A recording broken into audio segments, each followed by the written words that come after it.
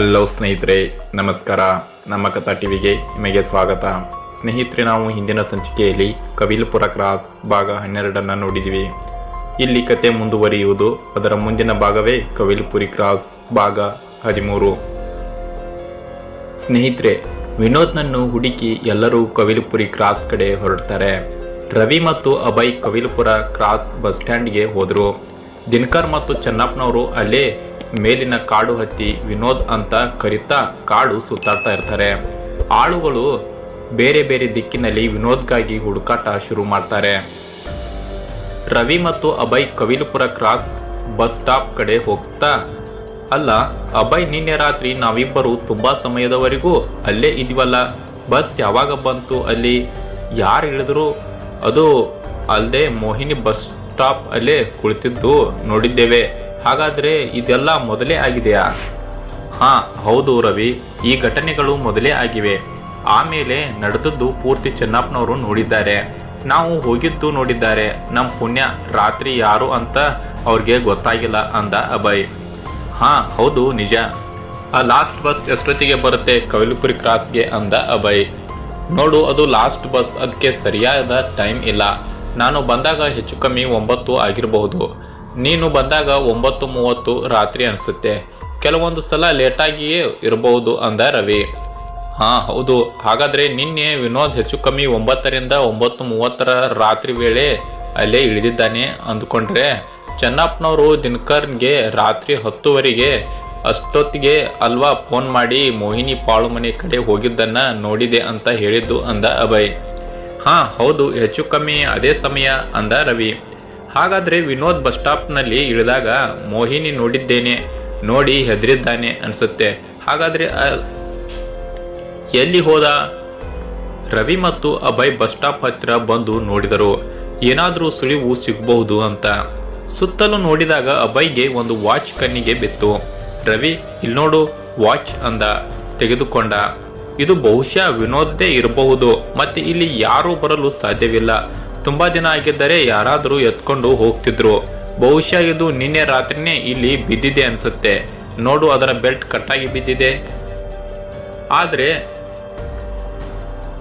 ಅಂದ್ರೆ ಏನೋ ನಡೆದಿದೆ ಇಲ್ಲಿ. ಮೋಹಿನಿ ನೋಡಿ ಹೆದರಿ ಏನೋ ಓಡಲು ಅಥವಾ ಕೈಗೆ ತಾಗಿ ತುಂಡಾಗಿ ಬಿದ್ದಿರ್ಬೋದು ಅನ್ಸುತ್ತೆ. ಇರ್ಲಿ, ಇದನ್ನು ರಂಗಪ್ಪನವರಿಗೆ ತೋರಿಸಿ ಕೇಳೋಣ, ಆಗ ಗೊತ್ತಾಗುತ್ತೆ ಅಂದ ಅಭಯ್. ಹಾಗೆ ಸುತ್ತಲೂ ನೋಡಿದರು, ಏನೂ ಕಾಣಲಿಲ್ಲ. ರವಿ, ನಾವು ಇಲ್ಲೇ ಸುತ್ತಮುತ್ತ ಹುಡುಕಿದರೆ ಏನೂ ಪ್ರಯೋಜನವಿಲ್ಲ. ನಾವು ಯಾಕೆ ಒಮ್ಮೆ ಪಾಳು ಮನಿ ಬಳಿ ಹುಡುಕಬಾರ್ದು? ಅಲ್ಲೇ ಏನೋ ನಿಗೂಢ ಇರೋ ಹಾಗಿದೆ. ಸುಮಾರು ಸಲ ಹೋದ್ರೂ ಏನೂ ಪ್ರಯೋಜನ ಆಗಿಲ್ಲ. ವಿನೋದ್ ಹೆದರಿ ಓಡುವಾಗ ಅಲ್ಲೇ ಹೋಗಿರ್ಬೋದು ಅಲ್ವಾ ಅಂದ ಅಭಯ್. ಹಾ ಅಭಯ್, ನೀನ್ ಹೇಳೋದು ನಿಜ. ಯಾವುದಕ್ಕೂ ಒಮ್ಮೆ ಅಲ್ಲಿ ಹೋಗಿ ನೋಡುವುದು ಒಳ್ಳೆಯದು ಅನ್ಸುತ್ತೆ. ಸರಿ, ತಡ ಮಾಡೋದು ಬೇಡ, ಇದೇ ಸರಿಯಾದ ಸಮಯ. ಹೇಗೋ ಎಲ್ಲರೂ ಒಂದೊಂದು ಕಡೆ ಹುಡುಕುತ್ತಿದ್ದಾರೆ, ನಾವು ಪಾಳು ಮನೆ ನೋಡಲು ಇದೇ ಸರಿಯಾದ ಸಮಯ. ಹಾಗೇನಾದರೂ ಯಾರಾದರೂ ನಮ್ಮನ್ನು ನೋಡಿದ್ರೆ ವಿನೋದ್ನನ್ನು ಹುಡುಕೊಂಡು ಅಲ್ಲಿ ಹೋಗಿದ್ದೆವು ಅಂದ್ರೆ ಮ್ಯಾಟ್ರ್ ಕ್ಲೋಸ್ ಆಗುತ್ತೆ ಅಲ್ವಾ ಅಂದ ಅಭಯ್. ವಾವ್, ಏನ್ ತಲೆ ನಿಂದು ಅಂದ ರವಿ. ಹಾ ಸಾಕು ಸಾಕು, ಈಗ ಹೋಗೋಣ ನಡಿ ಎಂದು ಇಬ್ರು ಪಾಳು ಮನೆ ಕಡೆ ಹೊರಡ್ತಾರೆ. ಹೋಗುವಾಗ ದಾರಿಯಲ್ಲಿ ಕಾಡಿನ ಮಧ್ಯ ವಿನೋದ್ ವಿನೋದ್ ಅಂತ ಕೂಗುತ್ತಾ ಧ್ವನಿ ಕೇಳಿಸುತ್ತಿತ್ತು. ಎಲ್ಲರೂ ಕಾಡಿನಲ್ಲಿ ಹುಡುಕುತ್ತಿದ್ದಾರೆ ಅಂದ ಅಭಯ್. ಹಾ ಹೌದು, ನಾವು ಬೇಗ ಪಾಳು ಮನೆ ಕಡೆ ಹೋಗ್ಬೇಕು ಅಂದ್ಕೊಂಡು ಬೇಗ ಹೆಜ್ಜೆ ಹಾಕ್ತಾರೆ. ಇಬ್ಬರು ಪಾಳು ಮನೆ ಎದುರು ಬಂದ್ರು.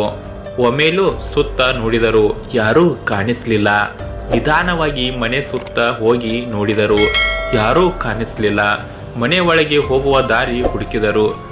ಮನೆ ಹಾಳಾಗಿದ್ದರಿಂದ ಬಾಗಿಲು ಅಷ್ಟೇನು ಗಟ್ಟಿ ಇರಲಿಲ್ಲ.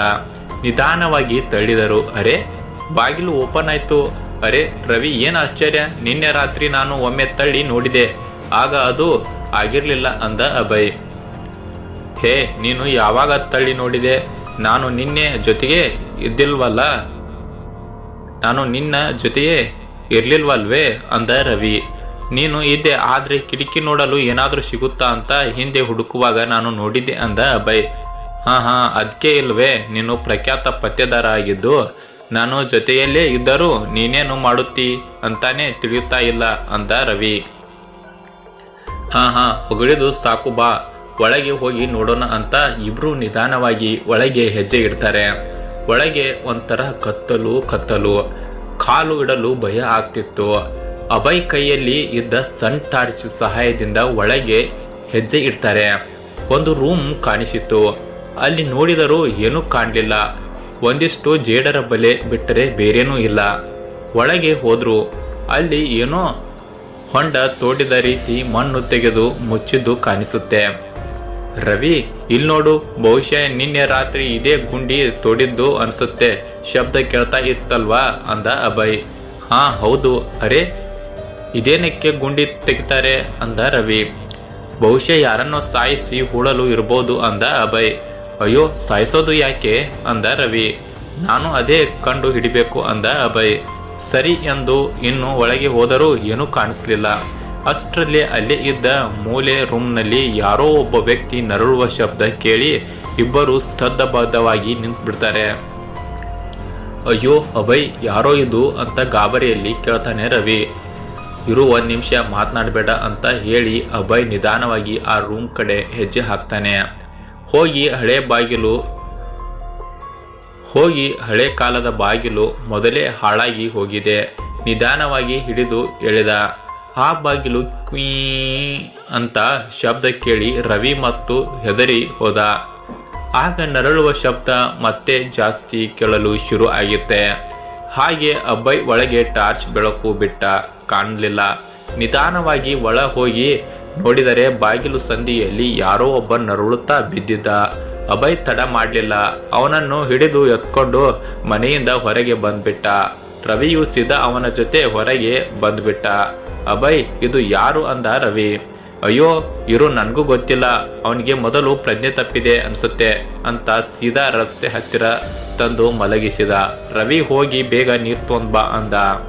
ರವಿ ಅಲ್ಲೇ ಹತ್ತಿರ ಇದ್ದ ಚೆನ್ನಪ್ಪನವರ ಮನೆ ಕಡೆ ಓಡಿದ. ಅವರ ಮನೆಗೆ ಹೋಗಿ ಒಂದು ಪಾತ್ರೆಯಲ್ಲಿ ನೀರು ತೆಗೆದುಕೊಂಡು ಬಂದ. ಅಭಯ್ ಆ ವ್ಯಕ್ತಿಯ ಮುಖಕ್ಕೆ ನೀರು ಹಾಕಿದ.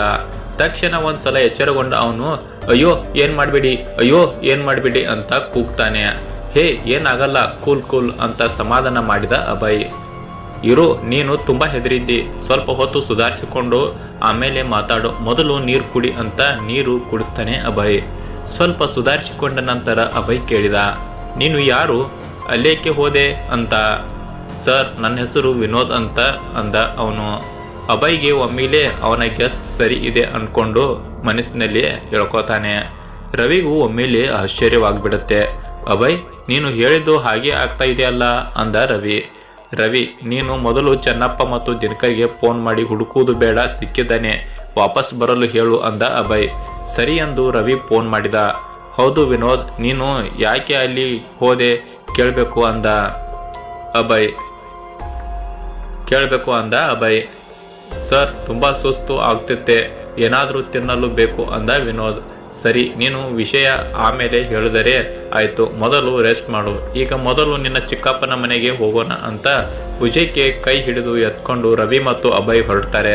ವಿನೋದ್ ಹೇಳಿದ್ದೇನು, ಅವನು ಪಾಳುಮನೆ ಕಡೆ ಹೋಗಿದ್ದಾದ್ರೂ ಯಾಕೆ, ಅಲ್ಲಿ ಪಾಳುಮನೆ ಹತ್ರ ಅಲ್ಲಿ ಸಿಕ್ಕಾಕೊಂಡಿದ್ದು ಯಾಕೆ, ಎಲ್ಲವನ್ನು ಮತ್ತೆ ಮುಂದಿನ ಸಂಚಿಕೆಯಲ್ಲಿ ನೋಡೋಣ ಸ್ನೇಹಿತರೆ. ಕತೆ ಮುಂದುವರಿಯುವುದು.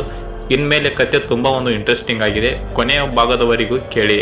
ಇನ್ನು ಇಂಥ ಹೆಚ್ಚಿನ ಪತ್ತೇದಾರಿ ಕಥೆಗಳಿಗಾಗಿ ನಮ್ಮ ಚಾನೆಲ್ನ ಸಬ್ಸ್ಕ್ರೈಬ್ ಮಾಡ್ಕೊಳ್ಳಿ. ಮತ್ತೆ ಒಂದು ಮುಂದಿನ ಕಥೆಯಲ್ಲಿ ಸಿಗೋಣ. ನಮಸ್ಕಾರ.